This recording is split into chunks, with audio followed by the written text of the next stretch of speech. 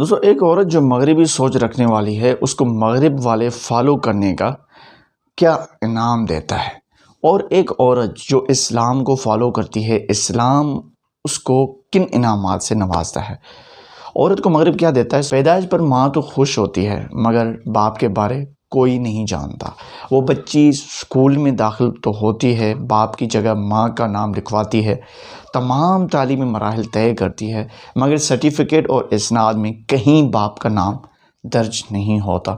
اس دوران ماں اس کی ایک شخص سے دوسرے سے تیسرے کے پاس جا چکی ہوئی ہوتی ہے۔ اب اس لڑکی کے پاس دو آپشنز ہیں، یا تو ماں اور سوتیلے باپ کے ساتھ رہے، اس صورت میں گھر کا آدھا کرایہ خود ادا کرنا ہوتا ہے، ساتھ میں یہ خطرہ بھی کہ سوتیلے باپ کی جنس و وحشت کا وہ نشانہ بنے۔ دوسرا آپشن یہ ہے کہ گھر سے نکالا جاتا ہے۔ دوستو گھر سے نکلنے کی صورت وہ باہر کسی دوست یا اجنبی کے ساتھ مل کر اپارٹمنٹ کرائے پر لیتی ہے۔ ہر دو صورتوں میں جنسی استحصال کا خطرہ ہے۔ جاب پر جاتی ہے تو کلیگز کی ہوس بھری نظروں کا وہ نشانہ بنتی ہے۔ شادی ہوتی ہے، شادی کامیاب ہوگی اس بات کی کوئی بھی گارنٹی نہیں ہے۔ بچے ہوتے ہیں اور بڑھاپے میں بچے ماں کو اولڈ ہاؤس میں جمع کر کے آتے ہیں۔ تنہائی کا شکار اذیت ناک بڑھاپا گزار کر مر جاتی ہے تو آس پاس کوئی عزیز رشتہ دار نہیں ہوتا۔ مرنے کے بعد زمین کے کس حصے کا ماں بوجھ بنی اولاد کو اس کا کوئی علم نہیں ہوتا۔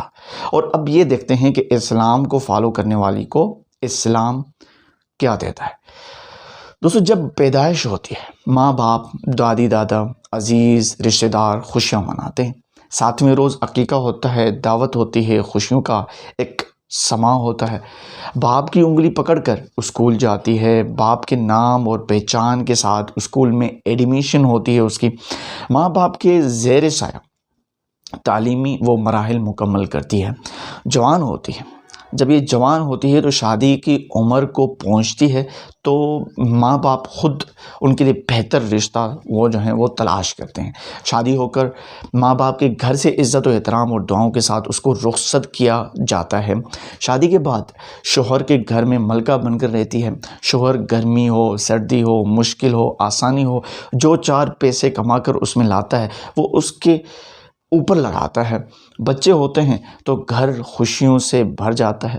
بچے بڑے ہوتے ہیں تو ماں کے قدموں میں اپنی جنت کی جستجو میں بڑھ چڑھ کر ماں کی خدمت وہ کرتی ہیں۔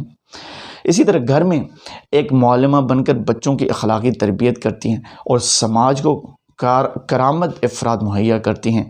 ماں کا انتقال ہوتا ہے تو بچے سال بعد بھی ماں کی قبر پر فاتحہ پڑھنے جاتے ہیں، ماں کے لیے دعا کرتے ہیں۔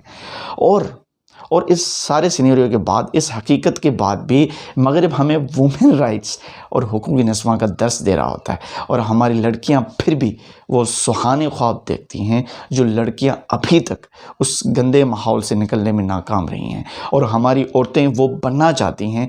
ہم کسی کو روک تو نہیں سکتے لیکن ہاں ریمائنڈر دے سکتے ہیں، شاید کوئی بہن بچ سکے۔